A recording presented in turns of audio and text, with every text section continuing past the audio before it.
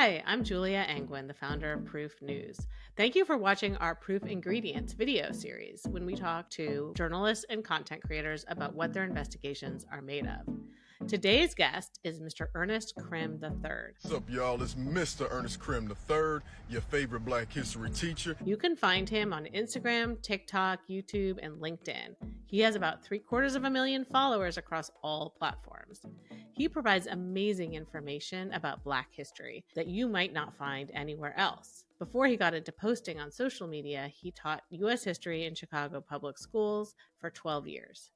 Today, he's going to talk to us about a new investigation he did with Proof News that looks at anti-racism, Black history, and AI. Mr. Crim, welcome to Proof Ingredients. Hey, what's up, Julie? It's a pleasure to be here. I can't wait to have this conversation. I'm so thrilled that you were able to work with us on this fun investigation into AI. But before we dive into that, just tell us a little bit about yourself, how you got here, where you're coming from today. Yeah, so I'm from Chicago. I live in the Chicago area currently.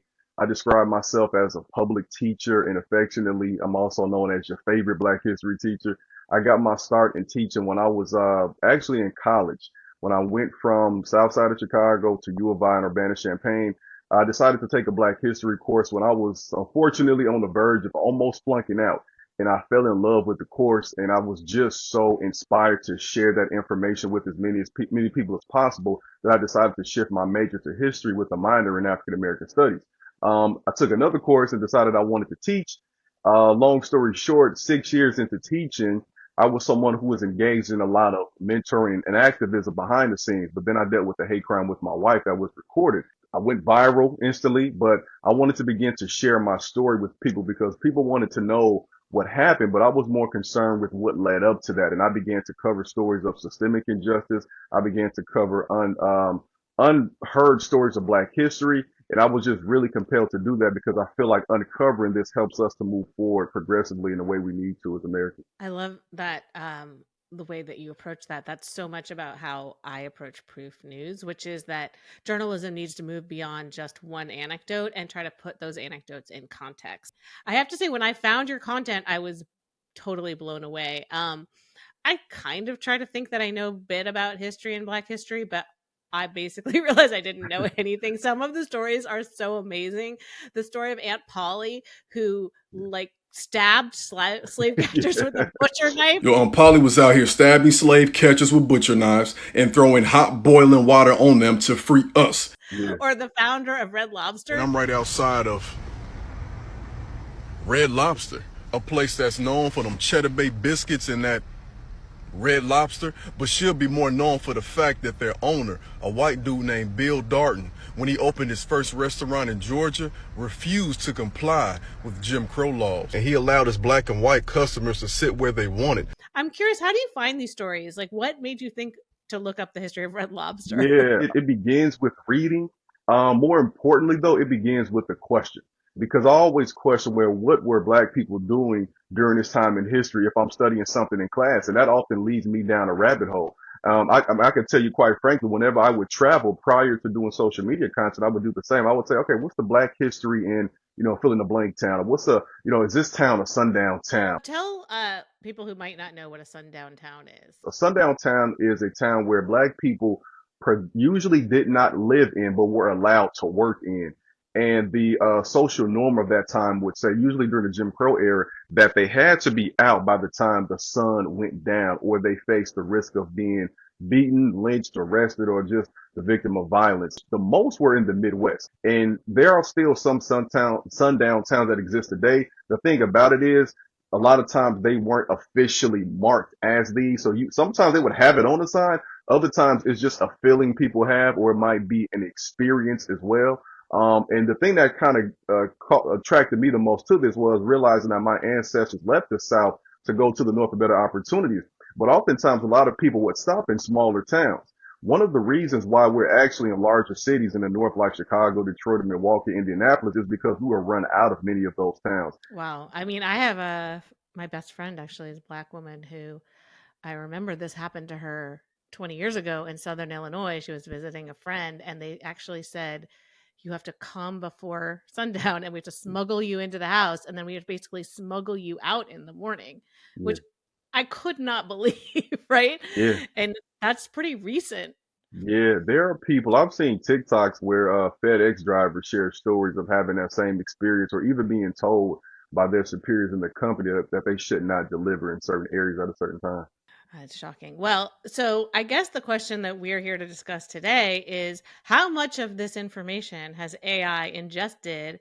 And when you ask questions about it, do they provide accurate answers? So, you know, my team at Proof News built this tool that lets you enter a question and then see the responses from the top 5 AI models. And you used it to test some questions about Black history. I'm wondering if you can talk to us about what were you thinking, like what kind of questions did you want to ask? What was your hypothesis going in? Yeah, so initially I started off kind of light because I was still trying to get familiar with the tool. So I put a question of like, who was the first doctor in recorded history? And the answer is usually, in recorded history, it's Imhotep of ancient Kemet or ancient Egypt.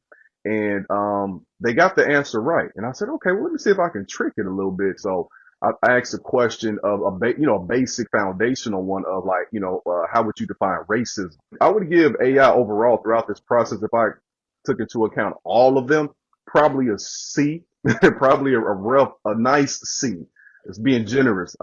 There were some that were better than others, of course, but ChatGPT was one that shocked me at how bad it was. Like regarding the racism answer, they teetered on the line of saying that it was based on an individual prejudice or an individual act or hatred. And they said that it could sometimes also be, a system. And racism is a system, like it backs prejudices by law, and bias by law. And they weren't clear on that. But when I scrolled down, apps like Gemini, for example, were very clear on that it was a system.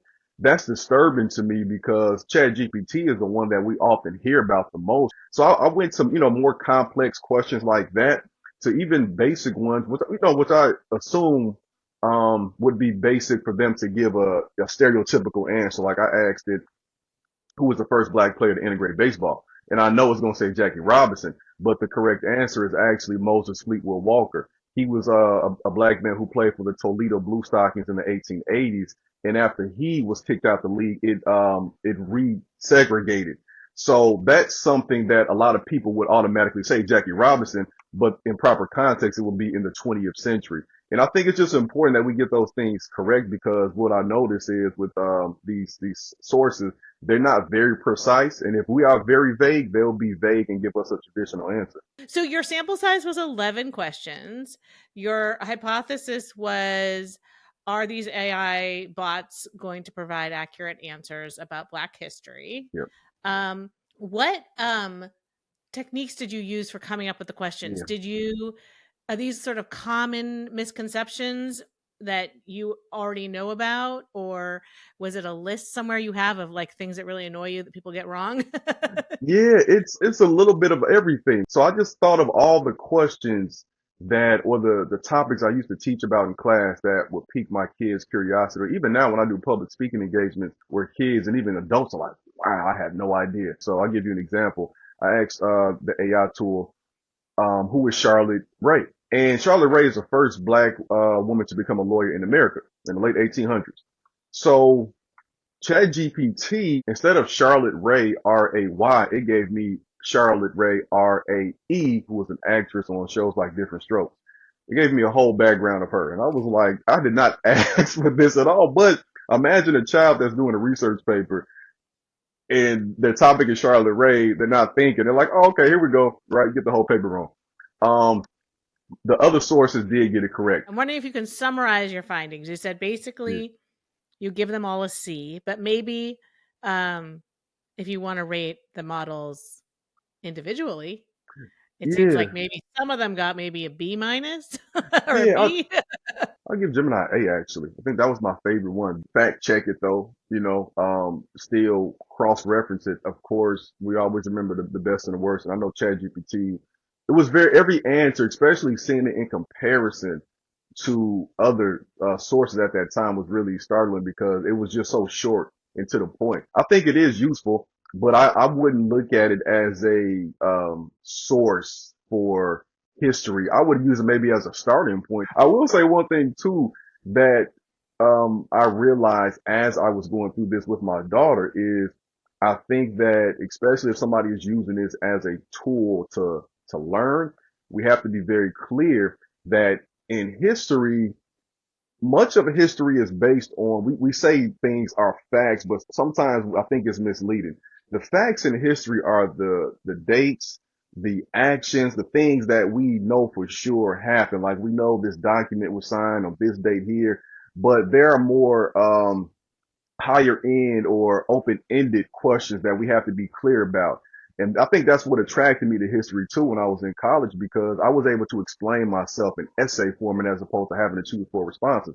The example I'll give you is I am trying my best to make sure people understand that when we say Lincoln freed the slaves, it's an incomplete answer. It's not thorough enough. It does not provide enough nuance. It's to say that black people were not concerned with their freedom until 1863. What about Frederick Douglass, Harriet Tubman? What about all the various other black people who have been fighting since the 1600s? What about the white abolitionists who were fighting even before then as well? And the question I asked with the AI tools, I said, who freed the slaves?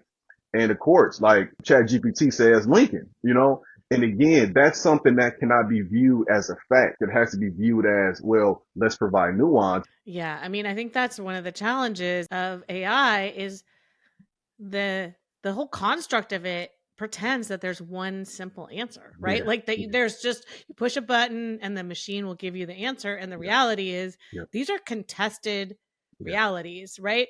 I yeah. mean, the fact it's not a coincidence that, they're criminalizing the teaching of Black history in some Right, states and jurisdictions, right? right, This is contested. And like you said, the facts are known, dates and times of what happened, but the meaning of it, right. or the kinds of questions you asked, like what where should we start history, Yeah, those are questions that have they're challenging to answer. And I think an important thing is when the AI acknowledges its own limitations, mhm, right? Like that is, I think, the difference that you're describing, right? Is like it wasn't that they were always necessarily right, but that they recognized the nuance of it. yeah, yeah, um, so one thing I'm very interested in is limitations in general. So I want to talk also about the limitations of our own study. I mean, you only were able to test 11 questions, so we can't say this is comprehensive view right. of their approach to Black history, but it's a small sample that Yeah. tells us something. So I'm wondering, what would you love to see? Like, what would be the perfect study that you couldn't personally do, but like, what would you how would you design? Like, what would you want to see so that we could really assess these bots on this? Hmm. So I think to get a more comprehensive study, I think that you would have to probably include a variety of different educators from different backgrounds who have different types of experience.